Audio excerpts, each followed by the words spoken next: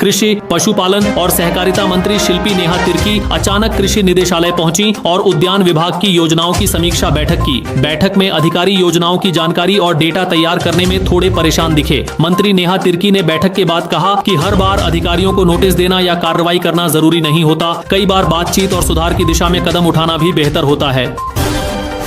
CPI-M की नेता बृंदा करात सोमवार को पाकुड़ पहुंची और प्रेस वार्ता में बिहार चुनाव आयोग की भूमिका और झारखंड की मौजूदा स्थिति पर बातें रखीं। उन्होंने आरोप लगाया कि बिहार विधानसभा चुनाव के दौरान आचार संहिता का खुलेआम उल्लंघन हुआ और चुनाव आयोग अपनी संवैधानिक जिम्मेदारी निभाने में असफल रहा।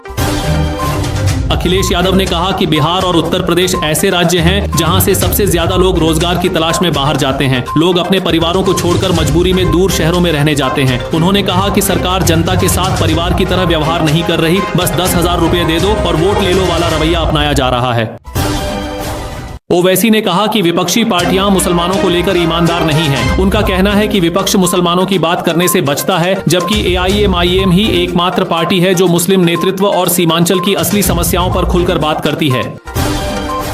विनोद पांडे ने कहा कि भाजपा किस मुंह से झारखंड सरकार पर आरोप लगा रही है। उनका कहना है कि जिसने पूरे देश में भ्रष्टाचार का नया तंत्र खड़ा कर दिया, चाहे ईडी का दुरुपयोग हो, नोटबंदी जैसा फैसला हो या सरकारी कंपनियों की बिक्री, उसे पहले खुद को आईने में देखना चाहिए। पांडे बोले कि हेमंत सरकार ने पारदर्शिता बढ़ाई है, निरीक्षण की व्यवस्था मजबूत की है। शिक्षा स्वास्थ्य पर भाजपा नेताओं की बातें उन्हें मजाक जैसी लगती हैं, क्योंकि शिक्षक बहाली हो, स्कूलों का मरम्मत और उन्नयन हो, 400 से ज्यादा उच्च विद्यालयों को अपग्रेड करना हो या जिलों में सुपर स्पेशियलिटी स्वास्थ्य सुविधाएं बनानी हो, ये सब हेमंत सरकार के काम हैं। उन्होंने कहा कि भाजपा नेताओं को एक आदिवासी नेता की उपलब्धियां पचती ही नहीं हैं, ये उनके डीएनए में ही नहीं है। पांडे ने कहा कि मोदी सरकार बजट बताती है, ये कोई उपकार नहीं है।